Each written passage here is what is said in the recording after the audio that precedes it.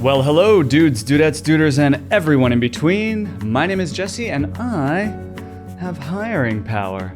At the time of publishing this video, we're in the process of expanding our staff, and that means that I'm swimming through a fetid swamp of cover letters, resumes, and interviews. Half of the applications we get are fantastic.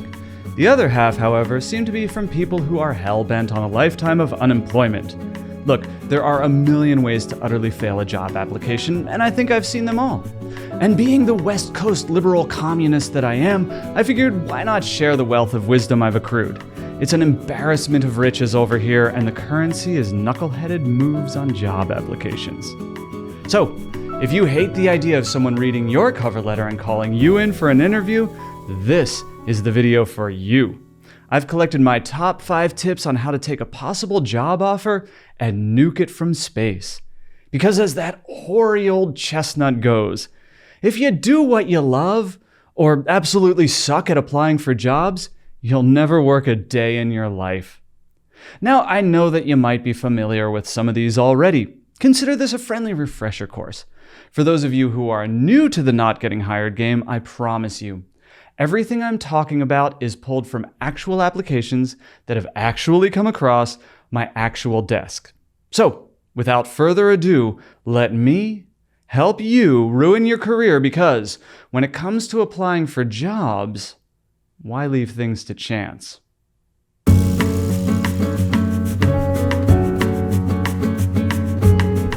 Remember to include typos. Lots of typos.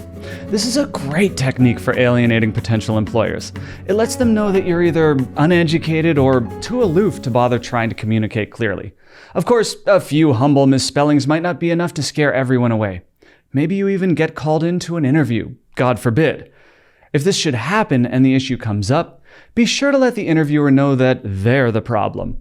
Explain to them that because of the fast communication made possible through handheld devices, younger generations are more limber when it comes to conventions of written communication. This is a double win for you. Not only do you get to stay ignorant, you've effectively turned the tables and accused the hiring party of being too old and shitty to keep up with modern vernacular. This is an excellent strategy because if the fact that you're an idiot isn't enough to scare away a potential employer, calling them a calcified old fart to their face will usually get the job done. Or get the job not done, as the case may be. Also, you might start to wonder if you are the problem. A voice in your head might whisper ever so faintly that it's not safe to assume that your interviewer doesn't care about spelling, grammar, and clearly written sentences. Ignore this voice. This voice is also an idiot. You, by dint of being you, are right. Everyone who disagrees with you is therefore wrong. As a side note, this move is even more effective if the job description includes phrases like attention to detail and excellent written communication skills. If you see those phrases, it's time to bust out the old boxing gloves and get to typing.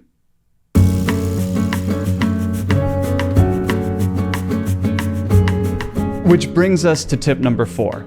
If you're a skilled job avoider, you're already way ahead of me on this one. You wouldn't have known if those phrases were in the job description because, obviously, why would you read the job description? Reading job descriptions is for light bulb chewing plebeian mouth breathers who get interviews and callbacks. And you don't want interviews and callbacks because, as we established one sentence ago, only light bulb chewing plebeian mouth breathers get those. Sure, the posting might be looking for an assistant editor with experience in Premiere and Resolve, but you're a janitor with experience in organizing a hotel stockroom. Why not send your resume and see what happens? You're already wasting your time. Why not waste mine as well?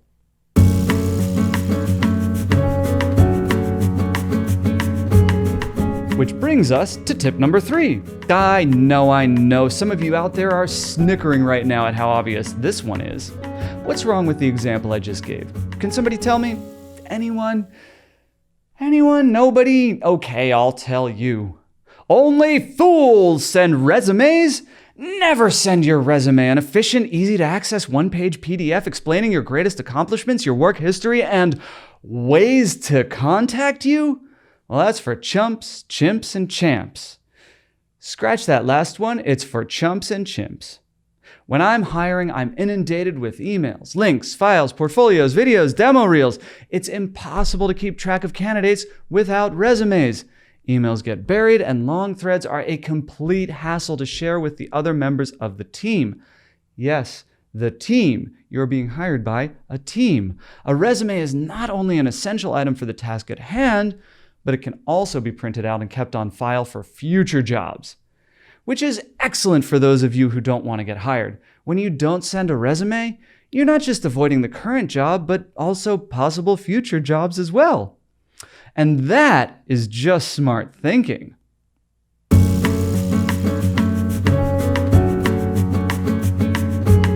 Number 2, let's talk cover letters, shall we? Every time I'm hiring, I try to get one over on y'all, but you're far too clever for me. I thought I could avoid awful nonsense garbage cover letters by specifically putting in every job post that we don't want any cover letters at all, because I absolutely won't read them, because they're all garbage nonsense. The fact that cover letters are garbage nonsense is not your fault. The cover letter is an uncommonly stupid format that holds no value to me or the team. There is absolutely nothing you can put in your cover letter that couldn't go in your resume, and if it's not in your resume, why would I care? This isn't because I don't care about your flowery writing. It's because I actually care about you, the person.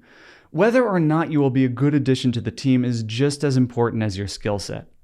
If you have the skills and a strong leader piece in your portfolio, we're going to want to talk to you. The resume lets us know your experience, the portfolio lets us know your practical skills, and the interview gives us some idea about how you conduct yourself in the room. Those are the tools we use to triangulate whether or not you'll thrive in our team and on our projects, and by golly do we want you to thrive. Our successes are your successes. Your successes are our successes.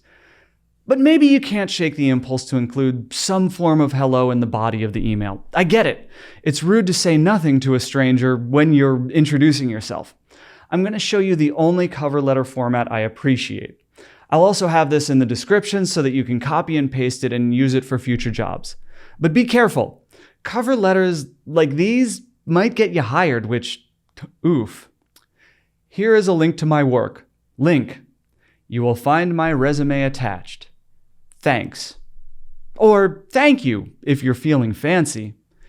If you don't want the job, stay as far away from that format as humanly possible. It's efficient. Dare I say elegant. Instead, I get cover letters like these. I'm in.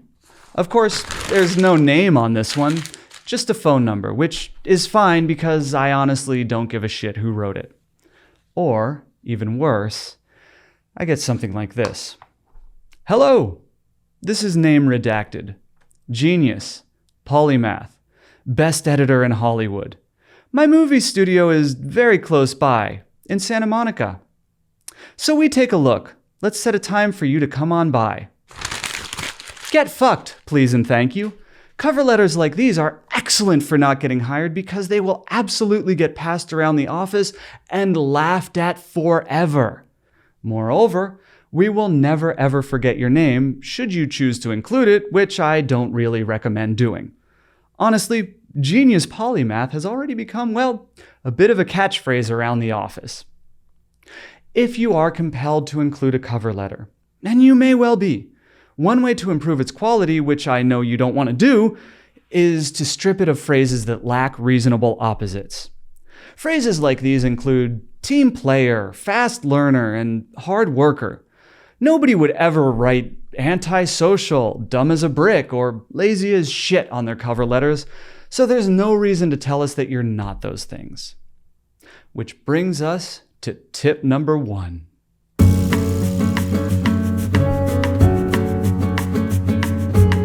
You might be panicking at this point.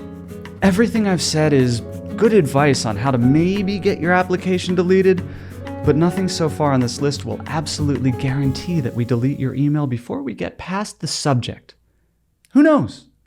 Somebody might be looking for a genius polymath who hasn't wrapped his head around basic sentence structure and punctuation. Stranger things have happened. That's why I saved this tip for the number 1 slot. If you're looking for the check and mate of not getting hired, you have to do something that legally requires us to delete any record of your outreach. And I'm not talking photographs of genitals. That's for hacks. It's actually easier than you might think. Just pitch us your idea for a series or feature.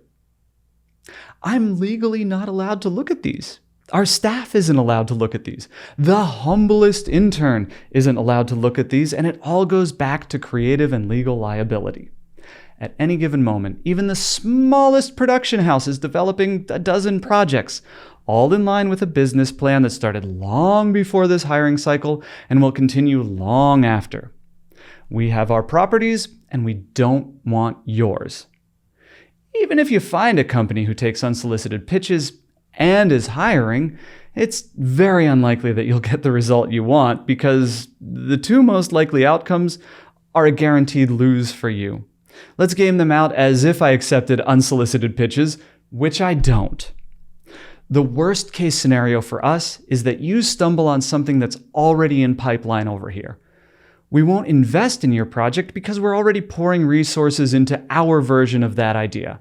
Then, in a year or 2, you see what we made and you think we stole your idea. We didn't. As clever as you think your idea is, there are a dozen people who are working on a similar property in Hollywood right now. Eventually, I'm going to be one of those dozens, and you're going to pitch something that I'm working on. That's the worst case scenario because your project didn't get made. It didn't get made by us, and now your lawyer is bugging me about intellectual property theft or some nonsense like that. I'm just kidding. If I'm describing your current modus operandi, you and I both know that you can't afford a lawyer. The best case scenario for us is also a lose for you. We read it, and it's not something we're working on. Your idea has nothing to do with our business plan and is unlike anything on our slate. Go you! Maybe we're focusing on low-budget, high-turnover horror, and you pitched a reality show about the Real Housewives of East Glendale near the Ralphs on Colorado, which y'all can have that one for free. This is better because there's no chance your idiot lawyer, which, again, I know you don't have, is going to hassle us about idea theft. Unfortunately, you're still in the same spot of looking like a boneheaded amateur who doesn't understand how and when to pitch, and also your dumb idea wasn't made because instead of pitching it to financiers, you were asking people who were hiring assistant editors to fund your project. Anyone who's worked in film for 10 consecutive minutes would know this. This is why sending us your pitch is such a go-get-em power move. Not only are you letting us know that you have no experience with production offices, large or small, you're making it impossible for us to look at your resume or contact you.